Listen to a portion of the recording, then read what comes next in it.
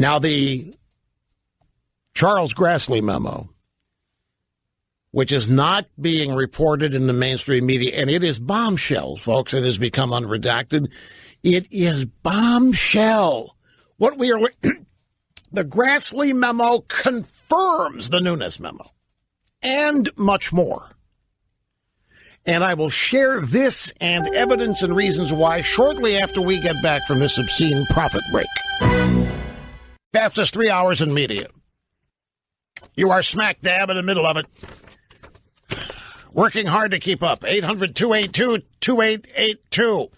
The Charles Grassley and Lindsey Graham memo. This is a memo. It's a criminal referral asking for a criminal investigation in the State Department. What was the State Department doing in all of this? Not just the FBI. The State Department, where Hillary Clinton once prowled the corridors. Because in testimony before his committee, Senator Grassley has been able to confirm that Christopher Steele lied to the FBI, and that's what he wants. He wants a trial, a criminal investigation of Steele, the author of the dossier, for lying to the FBI. They're putting everybody in jail for that. They're putting Martha Stewart in jail for it. They put Scooter Libby in jail for it. And Charles Grassley is asking, why are we not trying to put Christopher Steele in jail? He lied to the FBI. What about? He lied to the FBI about his contact with Michael Isikoff at Yahoo News.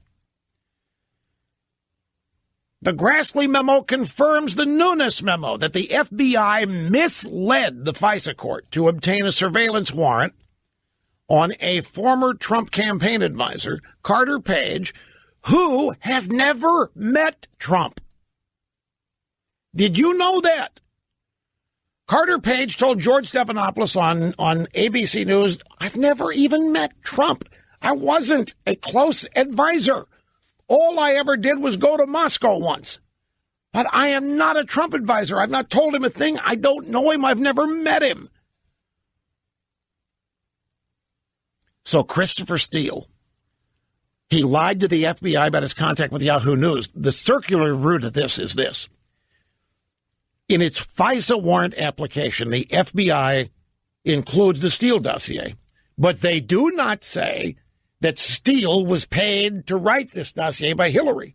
They do not include in their application the political nature of this dossier. They pass it off as legitimate intel, not as opposition research.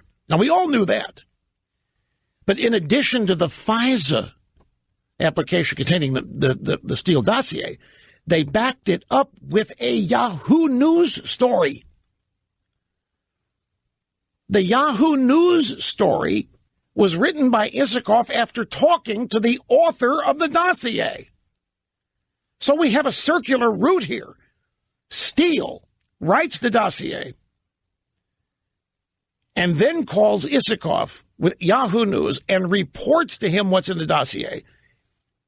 Then Yahoo prints its story. The FBI gets that story and acts as though it's independent confirmation of the dossier, when in fact it's nothing more than Isikoff reprinting what Steele told him.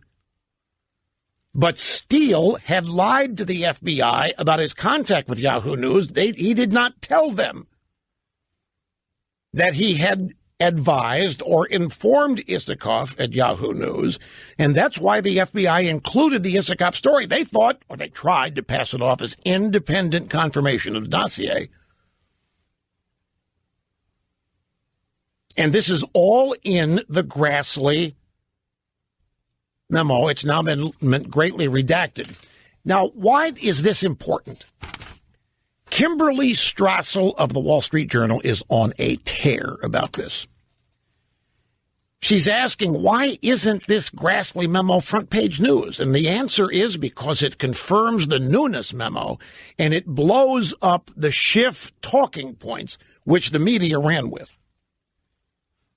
And Schiff is being further humiliated and embarrassed today, which we'll get to in the next hour.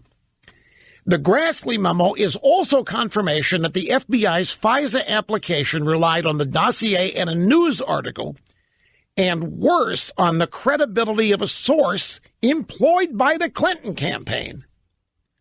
We have a legal court, a court that has been bamboozled and fooled in a FISA application, and the Grassley memo confirms this, backs it up, as it's written in the Nunes memo.